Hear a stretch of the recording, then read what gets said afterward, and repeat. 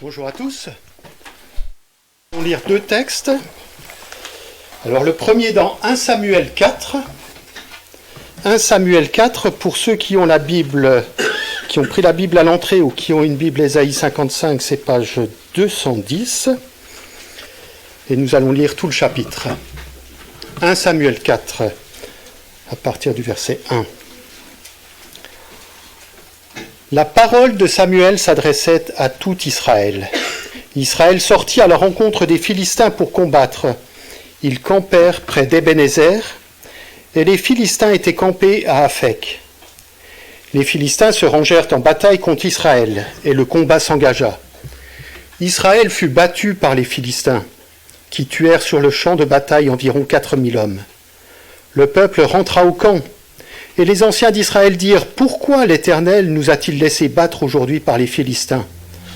Allons chercher à Silo l'arche de l'alliance de l'Éternel, qu'elle vienne au milieu de nous, et qu'elle nous délivre de la main de nos ennemis. » Le peuple envoya à Silo, d'où l'on apporta l'arche de l'alliance de l'Éternel des armées, qui siège entre les chérubins. Les deux fils d'Élie, Ophni et Phiné, étaient là, avec l'arche de l'alliance de Dieu. Lorsque l'arche de l'alliance de l'Éternel entra dans le camp, tout Israël poussa de grands cris de joie, et la terre en fut ébranlée. Le retentissement de ces cris fut entendu des Philistins, et ils dirent « Que signifient ces grands cris qui retentissent dans le camp des Hébreux ?» Et ils apprirent que l'arche de l'Éternel était arrivée au camp. Les Philistins eurent peur, parce qu'ils crurent que Dieu était venu dans le camp. « Malheur à nous, dirent-ils, car il n'en a pas été ainsi jusqu'à présent. Malheur à nous! Qui nous délivrera de la main de ces dieux puissants? Ce sont des dieux qui ont frappé les Égyptiens de toutes sortes de plaies dans le désert. Fortifiez-vous et soyez des hommes, Philistins, de peur que vous ne soyez asservis aux Hébreux comme ils vous ont été asservis. Soyez des hommes et combattez. » Les Philistins livrèrent bataille, et Israël fut battu. Chacun s'enfuit dans sa tente, la défaite fut très grande, et il tomba d'Israël 30 000 hommes de pied.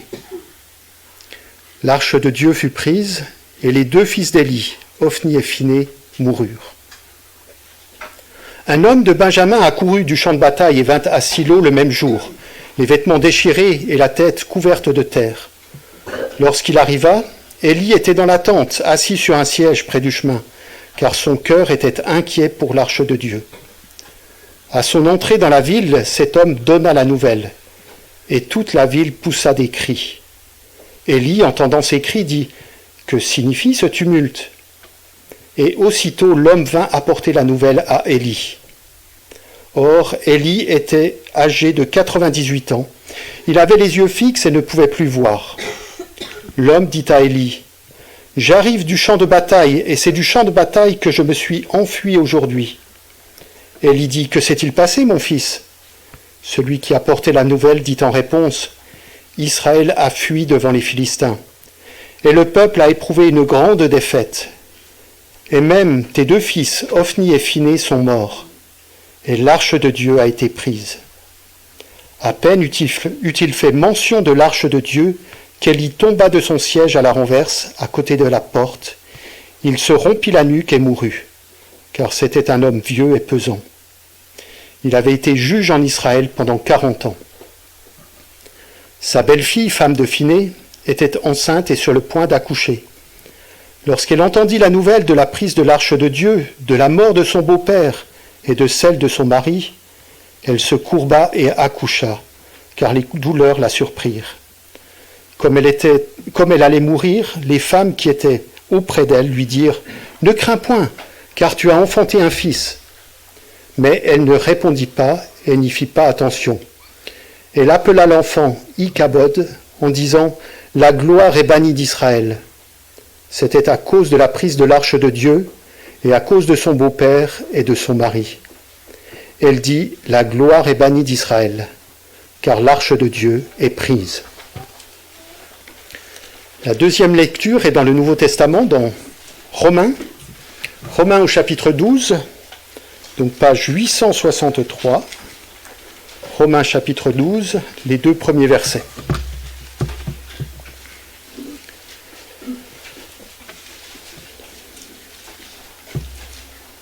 Romains 12.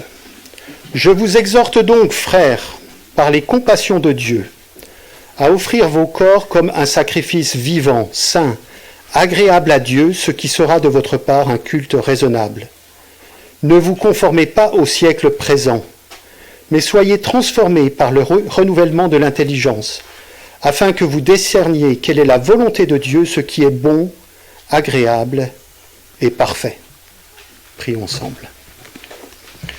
Seigneur, nous voulons nous attendre encore à toi ce matin pour que par ta parole, tu puisses faire ton œuvre dans chacun de nos cœurs. Pour que par ta parole, tu puisses nous rapprocher de toi. Pour que par ta parole, tu puisses nous faire comprendre ta volonté, ton souhait pour chacune de nos vies. Et que nous puissions vraiment glorifier ton nom tous ensemble, de façon personnelle, familiale, mais aussi en tant qu'Église.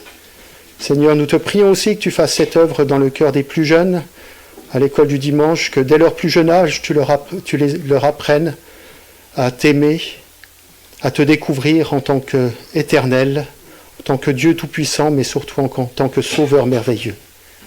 Et Seigneur, nous voulons encore ce matin te remercier pour la liberté que nous avons de pouvoir nous réunir comme cela, pour parler de toi, pour entendre ta parole, pour être exhortés et pour apprendre à toujours mieux t'aimer, te suivre et te louer. Amen.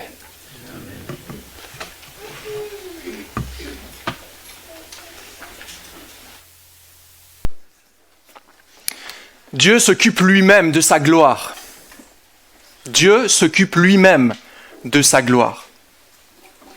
Ce matin, nous quittons certains personnages de ce que nous avions vu jusqu'à présent dans ce passage de Samuel, pour nous tourner vers d'autres personnages, d'autres personnes. Pour ceux qui nous rejoignent peut-être en cours de série, donc nous avons déjà vu 3 chapitres en Samuel, 1 Samuel. Si vous arrivez ce matin, ce n'est pas grave du tout. Il n'y aura aucun problème à prendre le train en marche. Mais nous avions déjà parlé de quelques personnages précédemment, leur caractère. On a parlé de Samuel, on a parlé d'Elkana, Anne, Élie, Ophni, Phiné, etc. Plusieurs personnages et leur caractère particulier.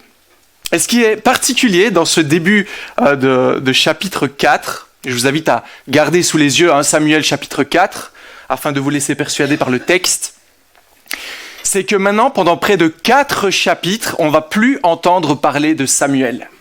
Samuel, ce fils prometteur, celui qui semblait être la solution au plus grand problème d'Israël. Vous vous rappelez ? Il n'écoutait pas Dieu, il ne l'écoutait pas, il le mettait de côté. Et tout d'un coup, vient au monde l'entendeur de Dieu.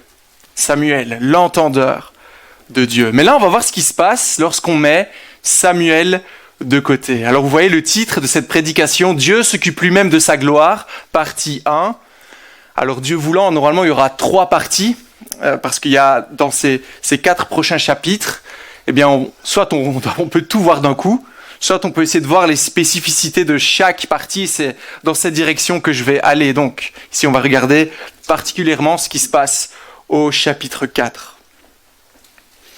Donc on va se tourner vers le peuple ce matin, le peuple d'Israël, la personne du peuple.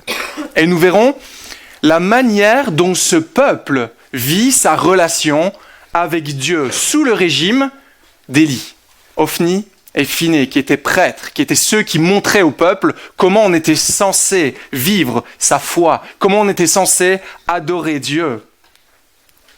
Donc on connaît bien, pour ceux qui étaient là précédemment, les actes d'Ophni et Phiné. C'était pas rose du tout. Et ce matin, nous arrivons à un moment particulier. Pourquoi ? Parce qu'on est à l'aube d'une bataille dans ce texte, entre 2 ennemis jurés. 2 ennemis tout au long déjà de la période des juges, et encore ce matin dans notre texte. Les Philistins contre Israël, le peuple des Philistins contre le peuple d'Israël. Et que se passe-t-il dans ces premiers versets ? Oups, ça c'est dommage. Voilà, il va me falloir 2 minutes.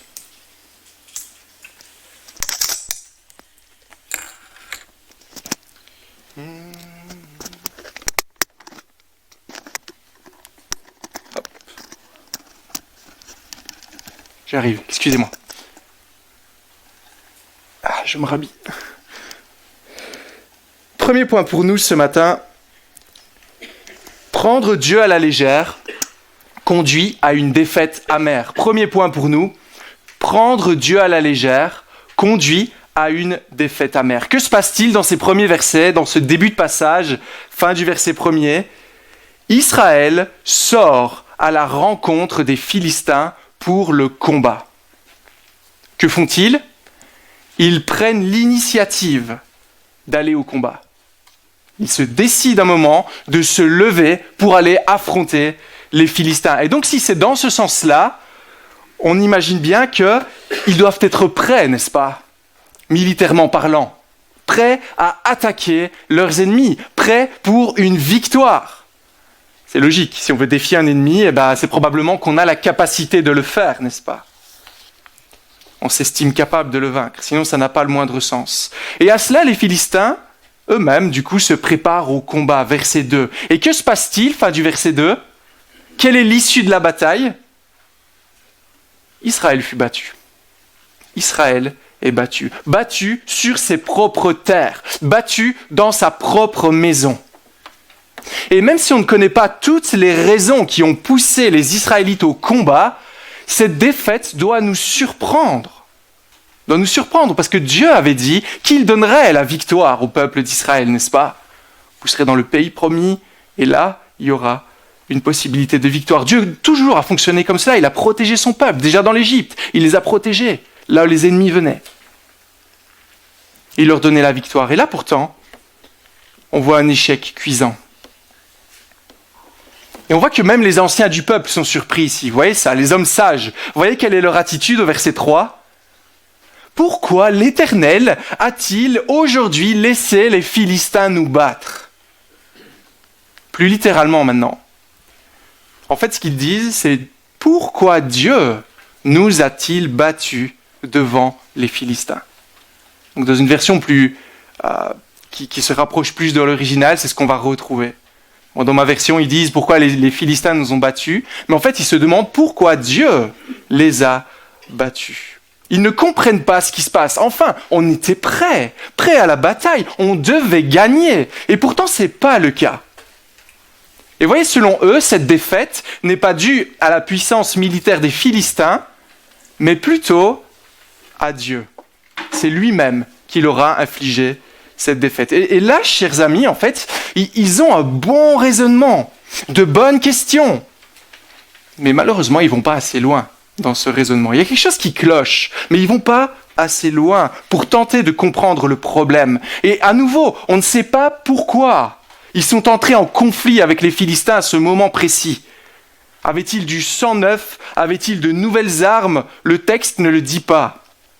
Mais voyez-vous aussi ce que le texte prend soin de ne pas nous dire. Voyez-vous ce qui manque dans ces premiers versets. Voyez-vous ce qui devrait être essentiel dans leur initiative. Ici, ils partent seuls au combat, sans faire appel à Dieu, sans lui demander son avis. Voyez-vous ce que ça révèle ? Comment agissez-vous lorsque vous devez prendre une grande décision dans la vie ? Grande décision. Alors bon, pour les plus anciens parmi nous, ça fonctionne peut-être plus comme ça, mais je vais vous dire comment ça fonctionne pour moi, surtout pour ma femme peut-être, Émilie.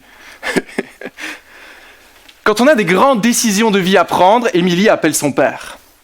Pourquoi elle fait ça ? Pour lui demander son avis. Elle ne le fait pas pour tout, mais pour les grandes décisions de la vie, elle l'appelle. Papa, qu'est-ce que tu penses ? Est-ce qu'il faut faire ça ou pas ? Quand on a acheté notre maison ici à Morchevillers, on a été voir Olivier Favre. Olivier, viens avec nous, viens voir la maison, qu'est-ce que tu penses ?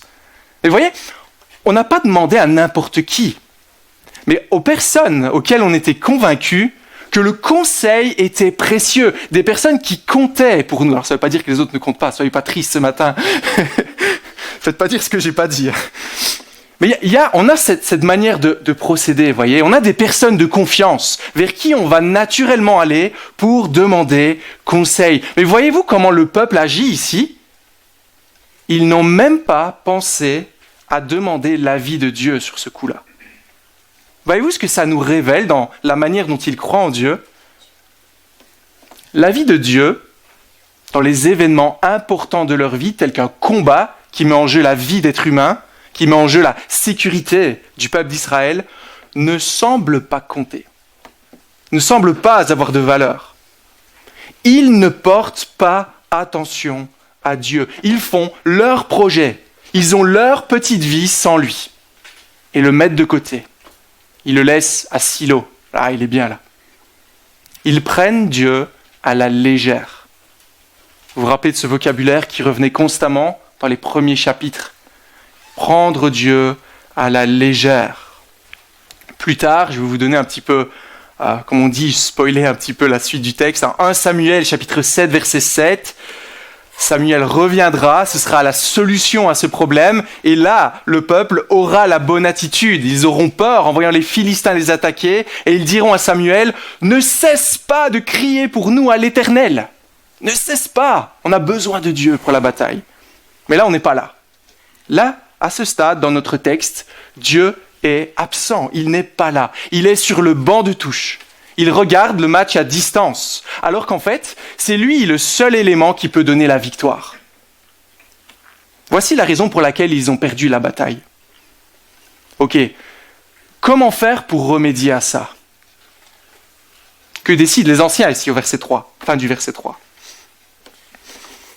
Les anciens réfléchissent et se disent au fin du verset 3, « Allons chercher l'alliance de l'Éternel à Silo, qu'elle vienne au milieu de nous et nous délivre de la domination de nos ennemis. » Mais oui, quoi de mieux que cela? Voilà, plaçons Dieu au milieu du combat, au plus près du combat.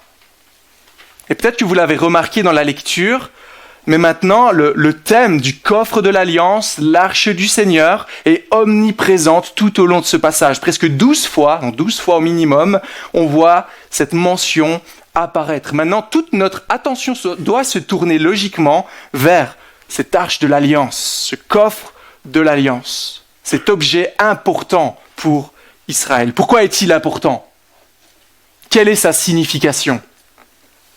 Cette boîte en bois précieux, recouverte d'or fin, avec des sculptures, des anges dessus. Qu'est-ce que cela représente précisément?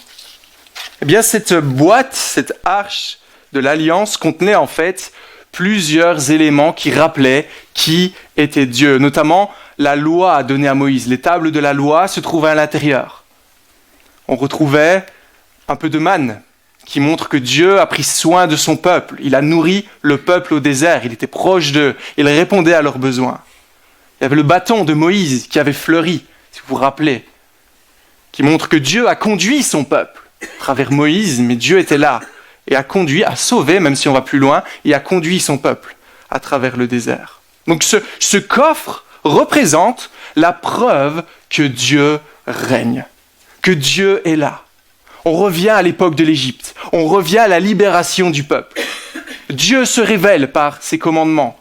Voici le moyen de réconciliation pour le peuple, le seul moyen de s'approcher de Dieu, par les sacrifices, la tente de la rencontre. Dieu est présent quand le coffre de l'Alliance est présent. Cela montre que Dieu protège son peuple. Il vient vivre parmi eux. Il représente toute la gloire de Dieu qui vient vivre parmi son peuple pour être leur roi. Voilà la solution. Voilà, plaçons ce Dieu, plaçons cette boîte, ce coffre au milieu du combat. Et d'ailleurs, tous le comprennent. Voyez-vous l'attitude, pas des Philistins d'abord, du peuple d'Israël au verset 5. Comment est-ce qu'ils réagissent quand ils voient cela? Une clameur résonne au point de faire trembler le sol. Ils crient de joie. Voici, le coffre de l'Alliance est là, la victoire est pour nous. Et vous voyez qui sont ceux qui comprennent cela à leur tour? Les Philistins. Les Philistins se demandent, mais qu'est-ce qui se passe? Pourquoi crient-ils? Pourquoi tant de joie alors qu'ils viennent d'essuyer une défaite? Et là, ils comprennent. Et vous voyez ce qui est surprenant? Les versets 6 à 9, c'est les Philistins là qui vont nous enseigner sur l'arche de l'Alliance et son importance.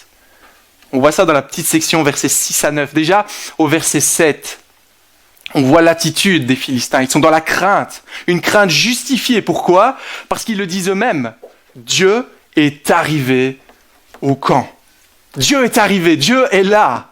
Qu'est-ce que ça signifie ?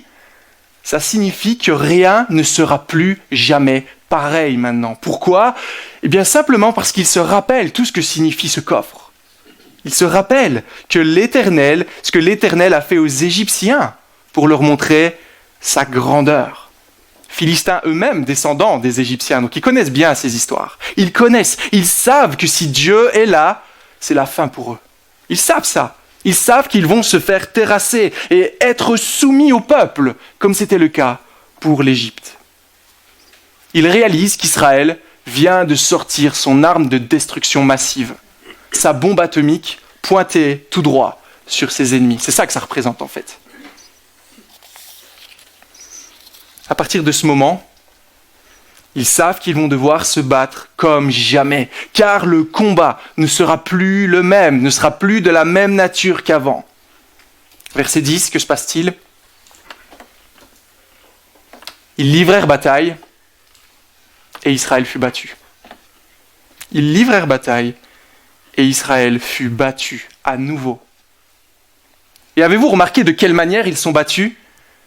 Ils subissent une défaite encore plus grande. 4000 hommes perdus lors de la première bataille. Ici, on a 30 000 fantassins, 30 000 soldats qui meurent. Voici le peuple de Dieu simplement ridiculisé. Ils doivent s'enfuir, on voit ça dans le texte. Ils doivent s'enfuir dans leur tente, courir pour leur vie, pour ne pas être détruits complètement. Que s'est-il passé ? Enfin, que s'est-il passé ? Comment en sommes-nous arrivés là ? Ils ont pourtant appris de leurs erreurs, on a vu ça. Dans leur première défaite, ils ont rectifié ce qu'il manquait. Il manquait Dieu, on a ajouté Dieu à l'équation cette fois. Mais avez-vous vu la manière dont ils ont inclus Dieu dans ce deuxième tour ? Comment ils ont fait ? Voyez-vous, la manière dont ils traitent l'arche de l'alliance, le symbole de la gloire de Dieu. Je vais vous aider un peu. Le verset 3 peut être traduit comme suit dans l'original. Que cette boîte, ce truc, ce machin, cet objet, cette relique, ce symbole soit placé au milieu de nous. Et que ce machin, ce truc, cet objet, cette relique, ce symbole nous sauve maintenant. Voyez-vous le problème ? La raison pour laquelle Dieu ne bouge pas le petit doigt, on voit ça ici. Il pense que s'il place ce symbole de la présence de Dieu au milieu d'eux, ils vont gagner la bataille. Lorsque le peuple voit Dieu arriver, il pousse un cri tellement fort que le sol tremble. Et là, on se dirait, waouh, quelle foi, n'est-ce pas ? Mais dans le fond, que cherchent-ils réellement ? Ils ne cherchent qu'à utiliser Dieu pour leur propre bien, pour leur propre projet. Ils sont en train de tordre le bras de Dieu à leur avantage. Ils placent le symbole de la gloire de Dieu en se disant que Dieu ne se laissera jamais détruire par des incirconcis, par des païens. Il gardera son honneur et du coup, il défendra son peuple. On met ça. C'est sûr, ça va marcher. C'est une stratégie. Jamais Dieu ne pourra être mis en échec. Jamais Dieu ne se laissera vaincre. Mais voyez-vous ce qu'ils ne semblent pas comprendre ? On ne peut pas utiliser Dieu comme on le veut. Et Dieu ne se laissera pas utiliser par eux. Leur théologie, si je peux dire ça ainsi, de qui est Dieu, de la gloire de Dieu, semble bien légère. Légère, même plus légère que les Philistins, dans ce passage, qui ont la réaction appropriée, qui prennent Dieu au sérieux, qui lorsqu'ils voient l'arche tremblent. Ça, chers amis, c'est pas de la foi, c'est de la superstition. Ils prennent cette relique, ils la mettent en avant. Ah voilà, on est protégé maintenant. Et on voit ça que dans la décision du verset 3 et 4, le peuple continue de prendre Dieu à la légère. La première fois, ils oublient complètement Dieu, et la deuxième fois, ils le prennent comme un objet. Ils prennent Dieu à la légère, comme une bouée de sauvetage, comme un as ou un joker dans un jeu de cartes. Ils placent le coffre, signe de la présence de Dieu, de sa majesté, de sa gloire, pour être protégés. Mais dans la signification de l'arche qu'on a donnée juste avant, de ce coffre, est-ce qu'on n'a pas oublié certains éléments importants ? Sans doute. Qu'avons-nous oublié de dire ? Qu'est-ce qu'il symbolise également, ce coffre? Il symbolise le contrat entre Dieu et son peuple. Ce coffre est là pour rappeler l'alliance entre Dieu et son peuple, pour montrer que Dieu a une responsabilité envers son peuple, ça les Israélites ne l'ont pas oublié, mais que son peuple a également une responsabilité envers Dieu. C'est quoi cette responsabilité? Je vous invite à aller dans Lévitique chapitre 26. Lévitique chapitre 26.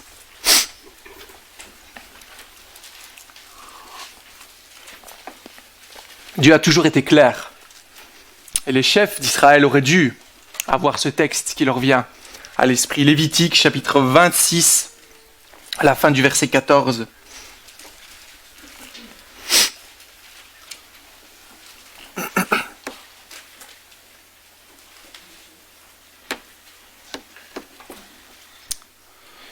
Si vous ne m'écoutez pas, si vous ne mettez pas tous ces commandements en pratique, si vous méprisez mes prescriptions, si vous montrez du dégoût envers mes règles, au point de ne pas mettre tous mes commandements en pratique, de rompre mon alliance, voici alors ce que je vous ferai. J'enverrai sur vous la terreur, le dépérissement, la fièvre qui épuise les regards et ronge la vie.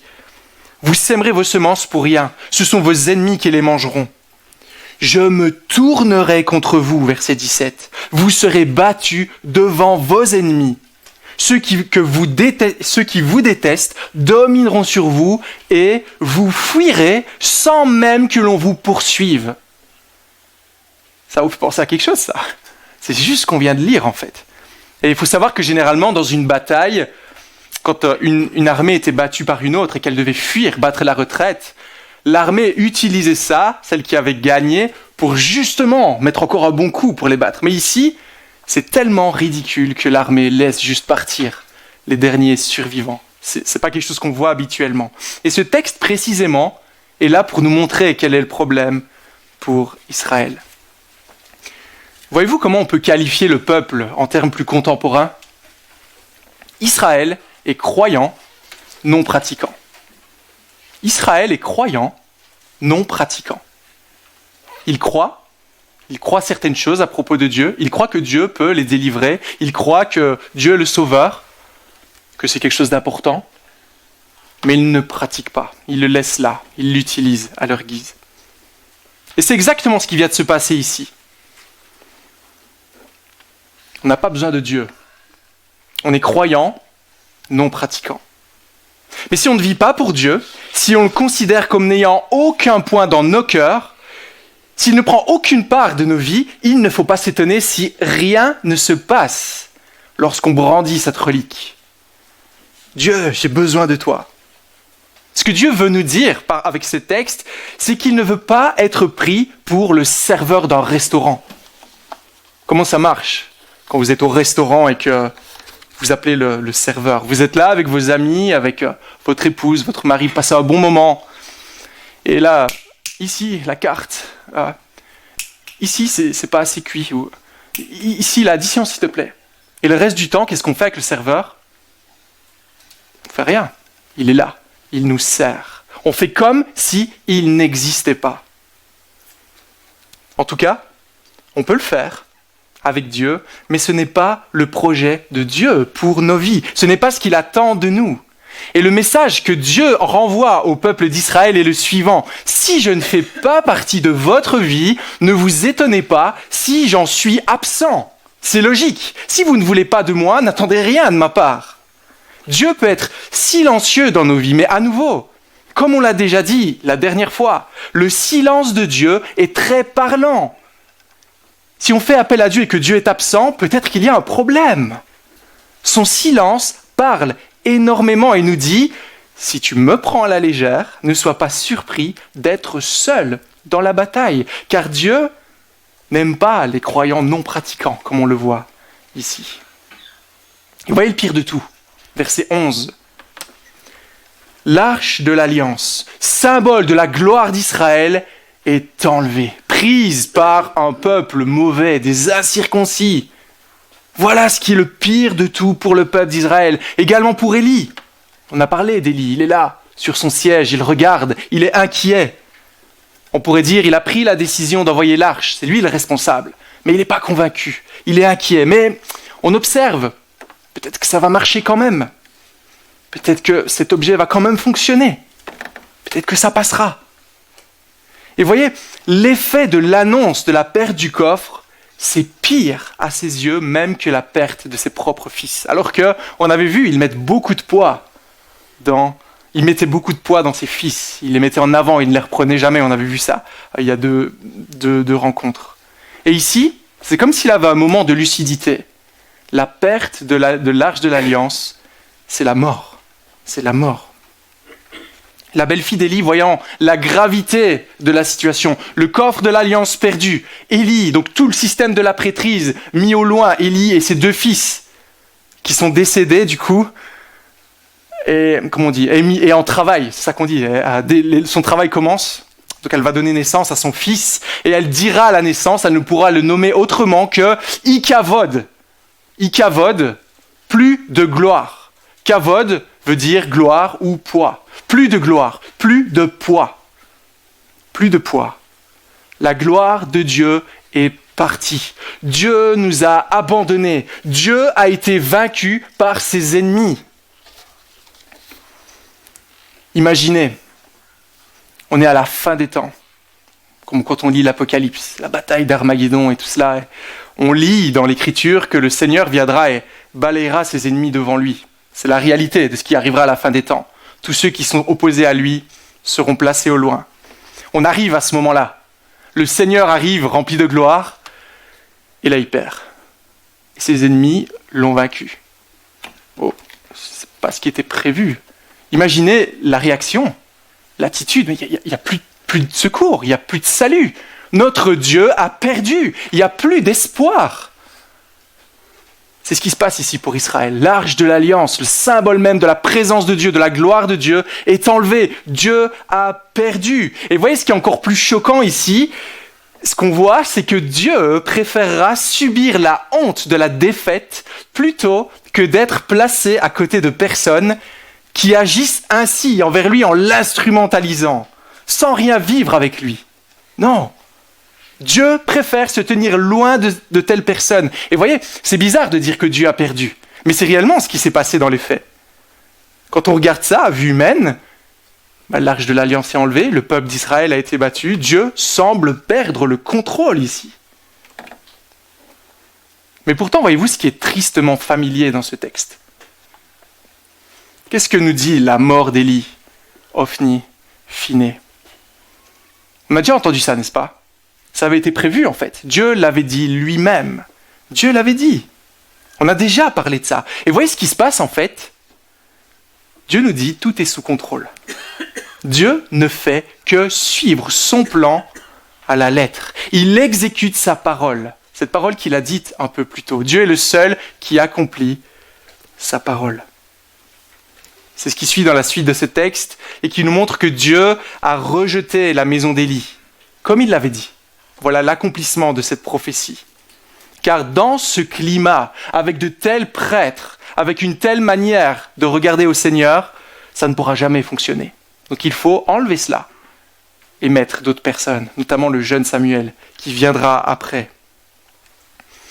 Élie et ses fils sont un poison qu'il faut éliminer, une gangrène qu'il faut couper, amputer absolument. Dieu le sait parce qu'il veille à sa propre gloire. Et donc il agit de la sorte. Le plan est suivi à la lettre. On voit cela notamment avec la mention d'Élie, qui était pesant. Il est tombé à la renverse, car c'était un vieil homme aveugle qui était pesant. On a déjà parlé de ça. Il était pesant, il regardait qu'à lui, qu'à sa propre gloire. Il ne voyait plus l'Éternel. Et ça l'a conduit à la mort. Donc d'un point de vue humain, tout semble perdu. Dieu n'est plus là, Dieu est vaincu, mais en fait Dieu est simplement en train de faire le ménage pour que son plan continue. Lui-même fera en sorte que sa parole s'accomplisse. Il connaît la meilleure méthode pour conduire son peuple. Même si ça nous dépasse, même si on ne comprend pas pourquoi ça doit fonctionner ainsi, soyez rassurés, la belle-fille d'Élie a tort. Ok ? La gloire de Dieu n'est pas bannie, elle est en train d'être restaurée. Elle est en train d'être restaurée. Et comme Dieu seul prend soin de sa gloire, c'est lui le seul qui a son plan idéal. Deuxième point, accordons à Dieu le poids qu'il mérite. Nous voyons dans cette histoire traumatisante pour le peuple d'Israël, bien malheureuse pour eux, une attitude destructrice qui peut en fait très facilement atteindre chaque être humain, et nous atteindre également. Ne plus regarder à Dieu, regarder à nous. Pourquoi est-ce que ça peut si facilement nous atteindre ? Car on a tous cette tendance naturelle à nous mettre en avant, à accorder trop de poids à nous-mêmes, trop de gloire sur nous, ou à toute autre chose qu'à Dieu. Et par là, on montre en fait qu'on n'a pas encore compris qui est Dieu. Peut-être qu'on est en train de découvrir, mais en tout cas, ça montre qu'on n'y est pas encore. En ne lui accordant pas toute la louange de nos vies, en le servant peut-être de manière externe, pour notre bien, pour notre avantage, pour avoir le ticket qui mène au paradis, etc., pour mieux se sentir, avoir une tape dans le dos. Mais c'est pas ça que Dieu recherche, n'est-ce pas ? Alors comment éviter ce piège ? Comment éviter ce piège qui nous guette tous, d'occulter Dieu, de le voir fadir, et du coup de se mettre en avant ou de mettre d'autres éléments à la plus haute place. Comment vivre une relation avec Dieu ? Premièrement, il faut se rappeler qui est Dieu. Simplement, qui est Dieu ? Qui est-il Dieu ? Si on reprend les détails de ce texte et la juste attitude des pharisiens, il faut voir ce qu'ils nous enseignent ici. Et voyez, on n'a pas l'habitude d'être enseigné par les Philistins. On les voit généralement comme les ennemis d'Israël, mais ici, clairement, ils nous enseignent. C'est eux qui ont la bonne théologie dans ces versets. Car que voulait nous montrer Dieu dans l'Exode ? Alors c'est intéressant parce que dans nos études bibliques, on est dans l'Exode actuellement et on voit tout ça. Dans l'Exode, Dieu veut se révéler autant à son peuple qu'à l'Égypte. Il veut leur montrer qui il est. Dieu est le roi de gloire, celui qui est à l'origine de toutes choses, un Dieu transcendant, au-dessus, tout-puissant, un Dieu immanent, qui écoute son peuple, qui suit son projet pour les sauver. Celui qui prend soin de son peuple, celui qui se révèle et celui qui donne la défaite à ses ennemis. Et voyez-vous ce que la mention de l'Exode nous rappelle ? Il est important de remettre les choses dans l'ordre. Dieu n'est pas ici pour nous. Dieu n'est pas dans notre vie pour nous, mais nous sommes ici pour Dieu. Et souvent, on a tendance à avoir l'inverse. Nous devons prendre Dieu au sérieux. Et c'est ce que ces 4 chapitres qu'on va voir maintenant dans ces 3 parties, c'est ce que ce livre de Samuel veut nous montrer. Nous devons prendre Dieu au sérieux. C'est lui seul qui est le Dieu de gloire. Ne serait-ce que parce qu'il est. Nous avons été créés par lui. On en a encore parlé ce matin dans l'introduction. Nous sommes sa création. Nous lui devons tout. Et deuxièmement, rappelons-nous maintenant donc qui est Dieu, puis deuxièmement ce que nous devons à Dieu. Vous voyez, aujourd'hui, on va plus faire comme Israël et regarder à ce qui se trouve dans l'arche pour pouvoir rendre gloire à Dieu, etc. Mais on va regarder à un tout autre niveau. Car comment Dieu fait-il de nous son peuple aujourd'hui ? Comment est-ce qu'on devient le vrai Israël, le peuple de Dieu ? Comment est-ce qu'on est libéré par lui ? Il faut se poser la question, à quel moment Dieu a-t-il d'apparence subi un échec aux yeux des hommes ? Afin que sa gloire soit manifestée puissamment. Si vous regardez plus cette histoire, mais dans l'histoire du salut. À quel autre moment d'apparence on pourrait dire Dieu a perdu ? Sur la croix, n'est-ce pas ? Sur la croix, quand le Seigneur Jésus, qui venait sauver son peuple, a été rejeté par lui et a été mis à mort. Lorsque Christ est mort à la croix, là même, il a subi l'humiliation extrême. Mais pourtant, quel était le but de tout cela ? C'était que son règne soit établi. C'était que nous puissions devenir enfants de Dieu. Sans cela, pas de salut. Sans cela, impossible de pouvoir glorifier l'Éternel.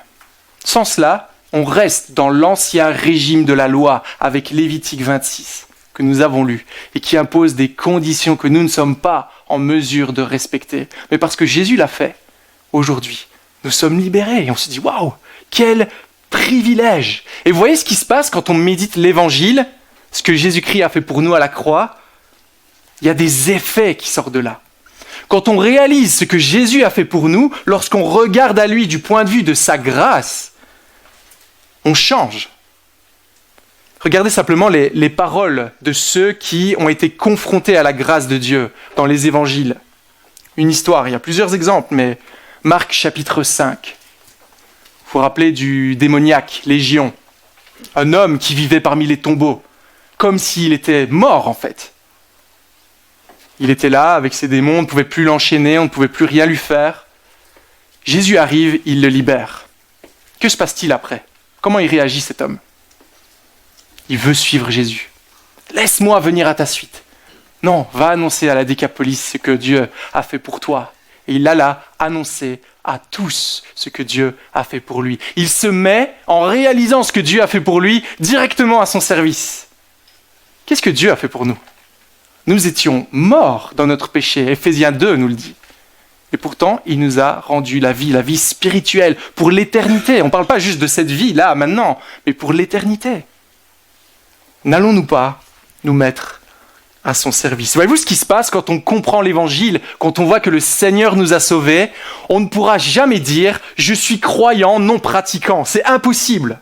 Car en voyant ce que Jésus fait pour nous, on ne pourra faire autrement que de pratiquer. Ben nous, ça ne nous concerne pas, n'est-ce pas ? On est à l'église aujourd'hui, n'est-ce pas ? Ça, c'est nos critères. Voyons maintenant les critères de Dieu. Vous voyez ce que Paul dit, on l'a lu en Romains 12, verset 1er, là où il montre les effets de l'évangile, les effets du salut. Il nous dit au verset 1er, « Je vous encourage donc, frères et sœurs, par les compassions de Dieu, à offrir votre corps comme un sacrifice vivant, saint, agréable à Dieu. » Oh, tout ça, ce sera de votre part un culte raisonnable. Qu'est-ce que ça signifie ? Nous devons lui donner toute notre vie, au regard de ce que Dieu a fait pour nous, de cette libération incroyable, du fait qu'il nous ait rendu la vie spirituelle, nous devons lui donner toute notre vie. Et ça, c'est indissociable d'une vie proche de lui. Une relation intime, personnelle avec lui. Comment on fait ça ? Comment on fait ? Paul continue et il dit « Ne vous conformez pas au monde actuel, comme Israël l'a fait, on le verra après, mais soyez, on le verra après dans d'autres prédications, mais soyez transformés par le renouvellement de l'intelligence, afin de discerner quelle est la volonté de Dieu, ce qui est bon, agréable et parfait. » Ce que nous devons rechercher pour le reste de notre vie, à partir du moment où le Seigneur Jésus nous a sauvés, c'est d'avoir la juste attitude au regard de son amour, et ce dans chaque aspect de nos vies. Ça s'appelle la sanctification. Et là, vous vous dites peut-être, waouh, quel programme, n'est-ce pas ? Pour des personnes tellement habituées à vivre en indépendance avec Dieu. Et ça, c'est un concept que nous, on doit comprendre en tant que chrétiens. Quand on vient au monde, on est tout dépendant. Un bébé est tout dépendant. Regardez Clint, sa petite fille, ne peut pas vivre sans lui. Et là, il faut la porter, il faut la nourrir, etc. On est complètement dépendant. Et qu'est-ce qu'on apprend en grandissant ? L'indépendance. On apprend à vivre loin des parents. Voilà, j'ai plus besoin de toi. Et c'est d'ailleurs dans ce sens qu'en tant que parent, on doit aller, pour qu'un jour, cet enfant que Dieu nous a prêté puisse vivre sa vie. Mais la vie chrétienne, c'est l'opposé. On vient au monde indépendant de Dieu. Et on doit apprendre tout le reste de notre vie, à dépendre de Dieu. Vous voyez la différence ? On doit apprendre à dépendre toujours plus de lui. Comment faire ? Par où commencer ? Regardons à qui est Dieu, Dieu de gloire, on l'a dit. Méditons l'Évangile. Et troisièmement, cherchons à inclure Dieu de manière concrète dans chaque détail de nos vies. Une balade, une journée, une discussion, notre santé, une réussite, un échec, ce choix qui est devant moi. Faisons tout cela à la lumière de la parole du Seigneur. Seigneur, merci, car tu fais des choses merveilleuses. Je me promène, je vois cette nature extraordinaire, et je sais que cela vient de toi, comme Olivier Redger l'a prié d'ailleurs ce matin. Waouh, extraordinaire le printemps, quel grand Dieu tu es.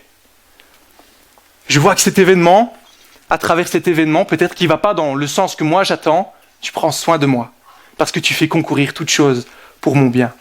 Je vois que dans cette peine, tu veux me montrer, tu veux me faire progresser, tu veux que je me rapproche de toi.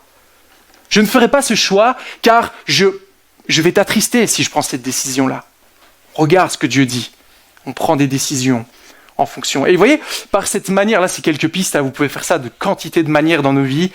Et par ça, on va commencer à développer une manière de vivre décentrée de nous-mêmes et plutôt centrée sur Dieu. Parce que c'est réellement le cas. Tout nous vient de lui et pas de nous. Et souvent, on vit comme si c'était nous qui gérions notre propre vie.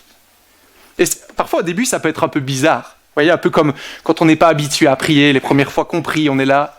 Ok. Mais c'est important qu'on puisse comprendre ça. Tout est par lui, tout est pour lui, y compris nos vies. On ne peut pas vivre en indépendance à Dieu. Et vous voyez, souvent on a tendance, et je m'inclus largement en cela, à placer les choses religieuses dans une case. L'église, visite d'un frère malade, l'évangélisation, là on switch en mode chrétien. Et le reste du temps, on vit pour soi. Mais en fait, c'est pas correct. On doit vivre chaque aspect de nos vies à la gloire de Dieu. Rechercher sa volonté dans chaque aspect. Rechercher sa gloire dans chaque aspect. Chaque pensée, chaque parole, chaque attitude. Et voyons que c'est un privilège de vivre comme cela. Pourquoi on a tendance à mettre Dieu à distance, comme on l'a vu dans ce texte, et à l'utiliser que quand ça nous arrange, comme un joker. Ah, paf, voilà. J'ai besoin de ça pour pouvoir me défendre. En fait, ça laisse l'impression qu'on est maître de nos vies. C'est ça le problème. Qu'on est libre, qu'on est soumis à personne. Et c'est souvent le message que nous renvoie le monde. Quand on parle de religion, de manière générale, « Ah non, moi je veux pas de ça. Je ne veux pas obéir à des règles, etc. » Bon, on sait que dans l'évangile, c'est bien plus que cela, n'est-ce pas?